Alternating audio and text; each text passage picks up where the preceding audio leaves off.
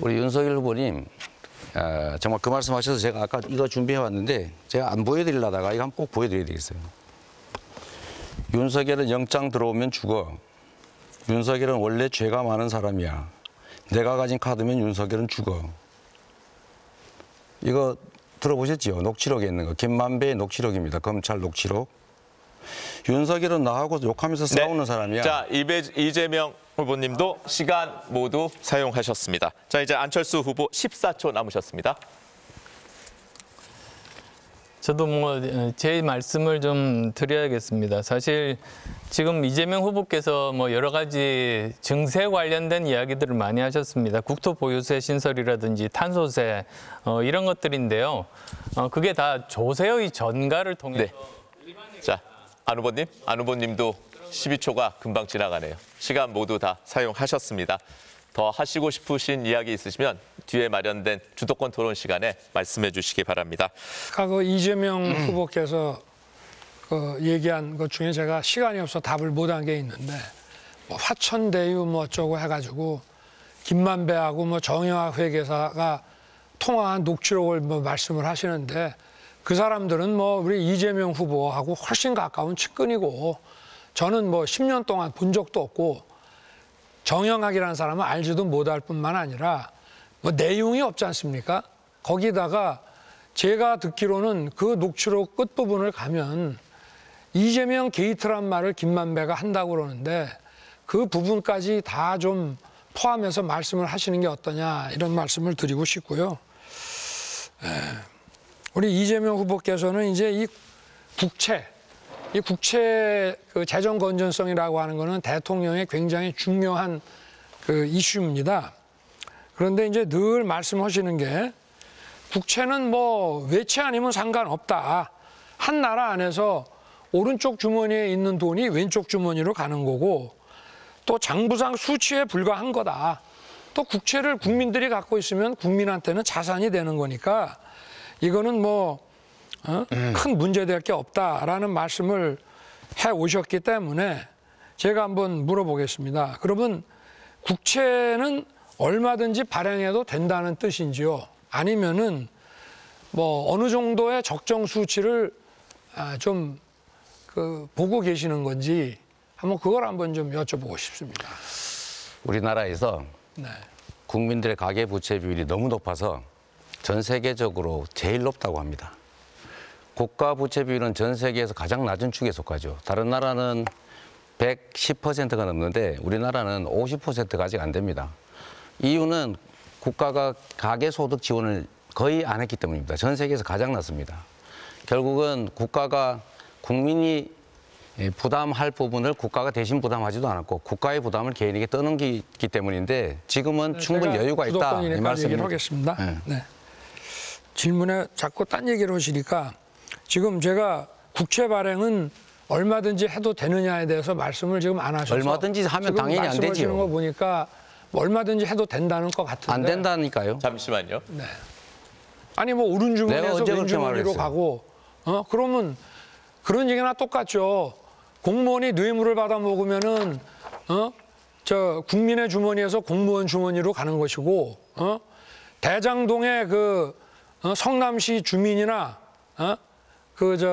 재산이 만약에 저렇게 해서 강제 수용당해서 약탈됐다 이러면은 아니 이 주머니에서 김만배 주머니로 가는 것이 뭔 대수냐. 다 대한민국에 있는 돈인데 그런 말씀이신 것 같은데 그러면은 우리가 정부가 세금 거둘 필요 있습니까? 그냥 국채 발행하면 되는 거지. 그게 아니라면 국채는 도대체 GDP 대비 몇 % 정도까지 하는 게 맞다고 보시냐 하는 거를 지금 물어보는 겁니다. 자, 제가 답을 드리겠습니다. 네. IMF나 국제기구들은 85% 정도까지 유지하는 것이 적정하니까 너무 낮게 유지하지 말라라고 말을 하고 있고요. 네. 우리는 지금도 여전히 50% 정도밖에 안 된다는 말씀을 드리면서 윤 후보님, 내가 언제 얼마든지 발행해도 된다고 했습니까? 이게 또 거짓말이고요. 녹취록에 내가 측근, 저는 그 사람들 정영학, 남욱 본 일도 없어요. 무슨 측근에 가까운 사람입니까? 그리고 이재명 게이트라고 있다고요. 그 녹취록 중에 내세요. 지금 허위 사실이면 네, 후보 사퇴하시겠습니까? 네. 그거 있었으면 지금까지 가만히 있을게요. 지금까지 제가 언론에서 그분이 봤고요. 이재명이다 수없이 자, 주장해놓고 이제 그만하십시오. 와서 네, 질문 이제 와서 저거니까 이따가 하세요. 이런 거짓말을 합니까? 그러면 뭐 계속 질문을 하면 자꾸 딴 얘기를 하시니까 토론이 안 되네. 그럼 몇 프로가 적정 수준이라고 생각하시는 겁니까? 지금이 매우 낮아서 충분히 여력이 있다가 답입니다. 아직 퍼센트는 그 얘기 안 본인은 하시고. 몇 퍼센트가 답이라고 제가 생각하세요? 한번 여쭤보는 거예요. 아니 저는 모르겠어요. 지금은 낮다, 여력이 있다. 본인은 몇 퍼센트라고 생각합니까? 본인 먼저 대답을 해보세요. 한 50%에서 60%를 넘어가면 비기축통화 국가인 경우에는 좀 어렵다고 향후에 이것이 스웨덴 같은 경우도 40% 넘어가면서 이자율이 올라가기 시작을 했다는 겁니다.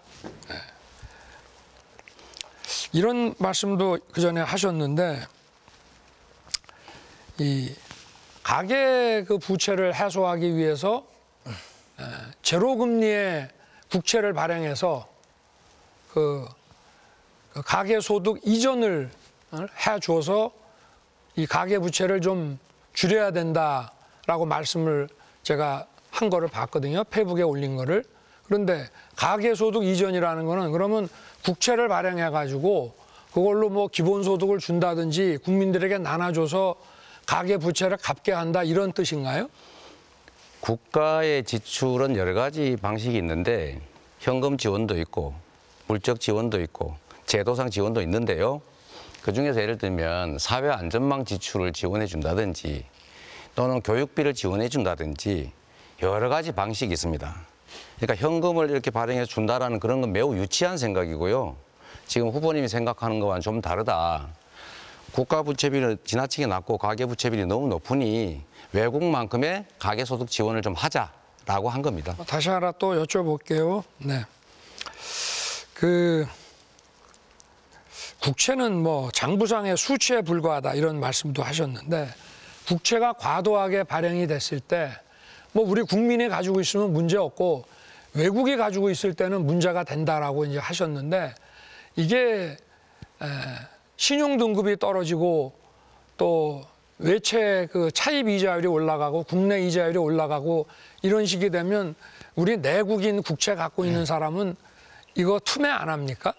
이거 다 투명하게 돼 있고 이렇게 되다 보면은 이제 결제가 제대로 이루어지지 않아서 우리나라 신용도가 떨어지면서 우리나라에 와 있는 외국 자본이 이제 유출이 되고 이렇게 하면서 그 어떤 실물과 금융 모두 이 혼란을 가져오는데 이 국채 문제에 대해서 그렇게 편하게 생각을 하신다면 국채가 많아질 때 어떤 일들이 생기는지 한번 생각해 보셨습니까? 우리 후보님이 경제 문제에 대해서 좀 깊이 있게 공부를 하셨는지는 모르겠는데요. 뭐 답을 하세요. 우리나라는 마시고. 다른 나라 선진국들에 비해서 국채 비율이 매우 낮다. 절반에도 미치지 못한다. 첫 번째. 두 번째로 우리가 곧 기축통화국으로 될 가능성이 매우 높다. 며칠 전에 보도도 나왔지요. 그만큼 우리 경제력 수준은 높은데 우리가 가계부채 비율이 너무 높아서 국민들은 고통스럽고 다른 나라는 됐습니다. 국가부채 비율이 그 기축통화 국가인 잠시만요, 경우와- 윤 후보님. 네. 제가 반드시 2명 네, 이상의 할 후보에게 겁니다. 질문해야 네네. 된다고 했는데 지금 1분 17초 네네. 남았습니다. 네네. 참고하시기 바랍니다. 기축통화 그 국가가 아닌 비기축통화 국가는 대부분 우리나라보다 다 낮습니다. 그러니까 잘 모르고 하는 말씀은 다시 한번 찾아보시고요. 저도 사실 뭐 드릴 말씀은 많습니다만 우리 국민들의 삶에 관한 얘기를 하는 자리에서 가급적 정책 문제로 좀 제안을 하도록 하겠습니다. 그러나 지적할 건 지적하겠습니다. 국민의 자산과 관련된 주식시장 정말로 중요합니다. 주가지수 5,000포인트. 국내 주식시장이 안정적이기만 하면 디스카운트만 없으면 얼마든지 가능합니다. 지금도 4,000포인트는 쉽게 넘어갈 수 있을 정도죠. 그런데 지금 주식시장을 망가뜨리고 있는 것이 몇 가지 있습니다. 그 첫 번째가 이제 공매도. 이게 불균형이 있죠. 개인 투자자와 기관 외국인 간에 이 불균형을 시정해야 된다. 기간 제한 똑같이 해야 된다 말씀드리고요. 두 번째로 예를 들면 물적 분할해가지고 재상장하면서 이제 기존 주주들한테 피해 입히는 방식 이런 거 꼭 없애야 됩니다. 또 대대적인 산업 전환을 통해서 성장성 있는 기업들이 많이 주식시장에 들어와야 되고 기존 기업들이 전환을 해야 되겠죠. 그리고 더 중요한 거는 주식시장이 투명해야 됩니다. 주가 조작 이렇게 하면 누가 투자하겠어요? 주가 조작 한 번 하면 주식 투자자들 수천 수만 명이 피해를 입게 됩니다. 엄청난 피해를 입게 되죠. 그래서 윤 후보님께 제가 물어봅니다. 윤 후보님, 전에 이제 2010년 5월 이후에는 즉 주가 조작이 이루어진 시점에는 부인의 주식 거래가 없었다. 돈 남은 것도 없었다. 이렇게 말씀하셨는데 그 후에 몇 차례 물어보니까 계속 딴 말씀만 하셨어요. 무슨 검찰이 수사를 뭐 다 했느니 이런 말씀하셨는데 오늘은 딱 그 부분에 대한 질문에 답을 해 주십시오. 2010년 5월 이후 추가의 주식 거래가 있었는지. 두 번째로 주식 했죠. 두 번째로 제 처가. 주식 거래에서 돈을 버는 게 있는지 손해만 봤는지. 아니 손해 본 것도 있고 뭐 좀 번 것도 있고 하니까 정확하게 그 수익이 얼마나 되는지는 알 수 없습니다. 그러면 어쨌든 주식 투자 주가 조작에 참여해서 돈을 버는 건 사실이군요. 주가 조작에 참여한 사실은 없습니다. 부인께서는 월급 200만 원을 꽤 오랫동안 받았던 것 같은데 그 외에 수입은 없었고 뭐 어떻게 70억 자산가가 됐을까요? 저는 원래 오래 전부터 재산을 가지고 있었고 2010년 이전부터도 상당한 자산을 가지고 있었습니다. 한번 확인해 보죠. 뭐. 네. 제가 이거 하나 또 여쭤보겠습니다. 사실 부동산 투기 문제는 사람들의 근로 의욕을 엄청나게 훼손하죠, 그죠? 훼손하는데 이 부동산 투기라고 하는 게 특정 소수가 하지 않습니까? 저는 이런 부동산 투기로 불로소득 얻는 거 못하게 해야 된다는 게 제 정치적 신념이어서 민간의 개발 허가해 주는 거 최대한 자제하고 그 안에서 공공 개발을 하거나 또는 민간 개발하더라도 거기다 엄청난 부담금을 주어서 개발 이익을 환수했습니다. 그런데 이 대장동 화천대유 관련해서 지금 그분이 조재현 대법관이다라는 게 지금 확인이 돼서 보도가 나고 있는데 윤 후보님 아무 근거 없이 모든 자료가 그분이 이재명을 가리킨다라고 페북에 써놓고 지금도 가지고 계시죠. 그거 국민들한테 속인 건데 사과하실 생각 없습니까? 전혀 없습니다. 대장동이라고 하는 것은 3억 5천 들고 돌아간 사람들이 지금 1조 가까운 수익을 번 것이고 그리고 그 설계자와 그 승인권자가 그리고 수용권자가 바로 우리 이재명 후보셨습니다. 성남시장. 그리고 뭐 범죄자들끼리 지들끼리 떠들고 뭐 녹취하고 한 얘기에 대해서는 전 뭐 관심이 좀 없습니다만은 그런 뭐 지들끼리 한 얘기를 가지고 그분이 네, 시간이 돼서 아니 뭐 조재현 대법관이면은 뭐 자 시간이 돼서 제가 우리 끊겠습니다. 후보님은 면책되는 네. 겁니까? 여기 이렇게 써져 있죠. 첫 번째로 부산저축은행 아까 첫 번째 전제가 그겁니다. 이득 3억 5천이 아니고 투자 금액이 1조 3천억입니다. 근데 왜 3억 5천이라고 하세요? 자본금과 투자금도 구별하지 못하십니까? 국민들한테 거짓말 하십니까? 두 번째로 대답을 해도 돼요? 아니 하지 마세요. 질문 안 했습니다. 두 번째로 이 범죄 집단한테 이익을 준 사람이 문제입니까? 피해를 준 사람이 문제입니까? 저는 피해를 줬잖아요. 개발 못하게 했고 1,100억 추가로 더 뺏었고 5,800억 더 뺏었지 않습니까? 국민들을 위해서. 근데 윤 후보님 가족은 집 팔았지 않습니까? 세 번째, 이거 중요한데요. 그 관련자들이 이렇게 말한다니까요. 김만배 핵심, 영장 들어오면 바로 죽는다. 원래 죄가 많은 사람이야. 이거 다 녹취록에 나온 얘기입니다. 내가 가진 카드면 윤석열은 죽는다. 윤석열은 내가 욕하면서 싸우는 사람이다. 기자하고 왜 욕하고 싸우십니까? 봐주는 것도 한계가 있다고 했다면서요. 도대체 봐준 건 뭐고 못 봐준 건 뭔지 궁금한데 이분들이 저한테 대해서 이렇게 얘기해요. 김만배, 내가 피해만 입었다. 그 나한테 괴롭힌 사람이다. 남욱, 12년 동안 CR이 안 먹히더라. 정영학, 우리끼리 돈 주고 받은 거 이재명 알면 우리 큰일 난다. 절대 비밀이다. 이렇게 얘기하지 않습니까? 그런데 그럴 때 검사의 양심으로 누구를 의심해야 됩니까? 당연히 우리 후보님을 의심하죠. 시장이 그게 전부 했으니까. 그게 윤 후보님의 대한민국 국민들 모두 다가 그렇게 생각을 하고 계십니다. 우리 이재명 후보를 지지하시는 잠깐만. 분만 자, 빼놓고. 30초 답변 네. 보장해 주셔야 합니다. 말씀하시죠. 제가 질문한 건 아니었습니다. 네. 네, 말씀하십시오 그냥.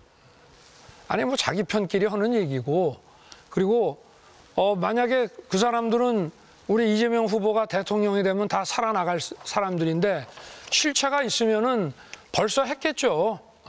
제가 이 자리에 쓰게 놔뒀겠습니까? 터무니없는 얘기니까 뭐 저 얘기가 무슨 의미가 있는 겁니까? 자, 대한민국 정치사에서 지방자치단체장들이 다 개발 허가해주고 개발 이익 다 민간이 가지게 해줬지 저처럼 공공개발하려고 시도해서 5천억이 넘는 개발 이익을 환수한 사례는 이게 처음입니다. 그리고 윤 후보님 이거 녹취록 다 알고 있으면서 끝에 이재명 게이트라고 말했다라고 하는 거 책임지실 수 있습니까? 아니 저도 들었으니까요. 누구한테요? 언론에서 나와서 들었으니까. 왜 보도가 안 이재명 나옵니까? 게이트라는 얘기가 있다. 근데 왜 그거는 이런 보도를 안 식으로 하냐? 뭐 이런 얘기가 후보님 나온다니. 제가 지금 질문한 게 아닙니다. 한번 그 녹취록을 한번 다 틀어보시죠. 후보님 끝까지. 규칙을 지키세요. 네. 왜 검사가 규칙을 안 지킵니까? 지금까지 이렇게 해왔습니까? 주치가 안 지금까지 지키는 없는 거는 사실 막 지어내가지고 누구 카드라 이런 걸로 사람 엮어서 막 기소하고 그래서 사람 죽고 그래서 무죄 많이 나오고 그랬습니까? 뭐 대통령 하실 대통령은 분이 더 그렇게 하면 안 돼요. 시킨다고 하셨다면서요? 응? 우리 윤 후보님 그렇게 하지 마십시오. 네. 제가 이거 하나 여쭤보겠습니다. 우리 가상자산 시장 있죠? 가상자산 시장에 저는 토지 개발 이익을 국민들한테 전부 부여해가지고 그걸 가상자산으로 전 국민한테 준 다음에 개발에 국민들이 참여하게 하면 아예 이런 개발 이익 가지고 이런 일이 없어질 것 같아요. 그래서 저는 앞으로 개발 이익 자체를 전부 환수하는 방식을 저희는 동원해 보겠다 이 말씀을 드리고 가상자산 시장도 활성화하겠다는 말씀을 드립니다. 네, 안녕하십니까, 김현우입니다. 더 많은 뉴스와 라이브 이벤트를 보고 싶으시면 화면 오른쪽을 눌러서 구독해 보시길 바라겠습니다. 또 저희 SBS 앱을 다운로드 하시면 속보 알림도 받아보실 수 있습니다. 항상 저희 SBS 뉴스를 시청해 주셔서 대단히 고맙습니다.